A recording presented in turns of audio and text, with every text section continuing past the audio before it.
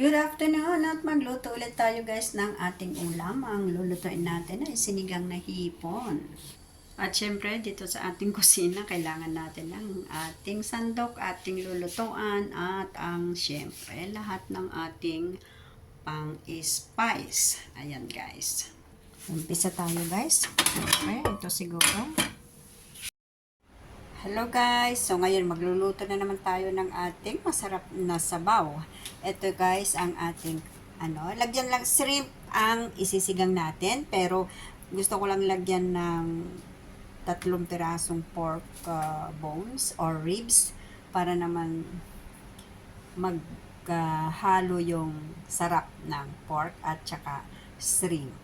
Ayan, magluto na tayo guys. Pisahan na natin. I-blanch muna natin ang pork. Yan. Isa na tayo ng pork, guys.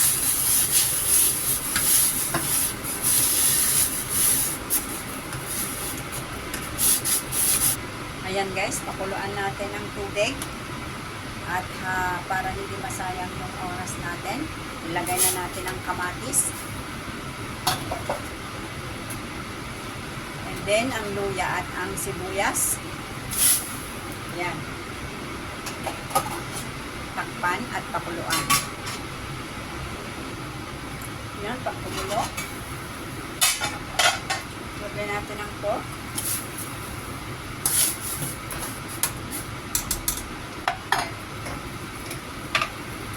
Lagyan ng konting asin.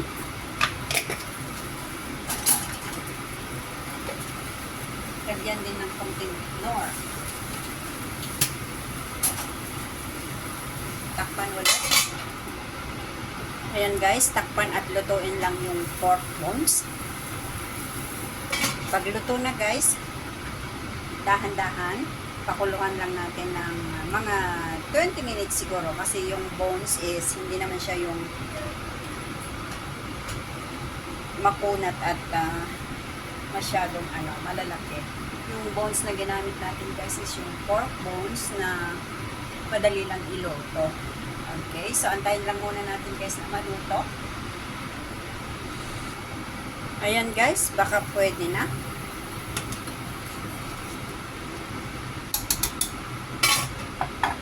Saglit pa.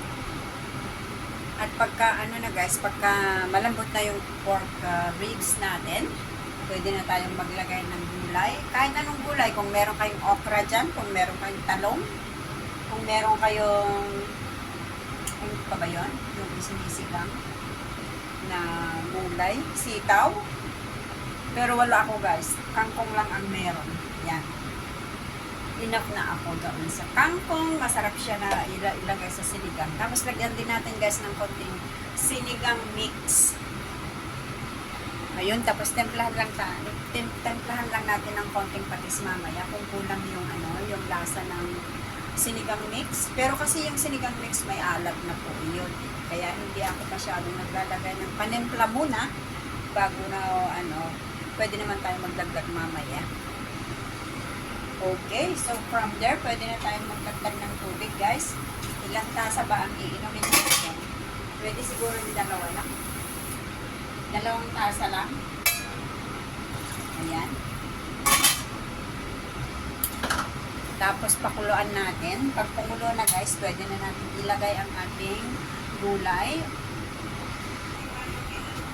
Ayan. Okay na guys, lagay na natin ang ating gulay. Gulay muna kasi yung hipon, mabilis lang maluto. Takpan. Pag kumulo na yun guys, ilagay na natin ang hipon.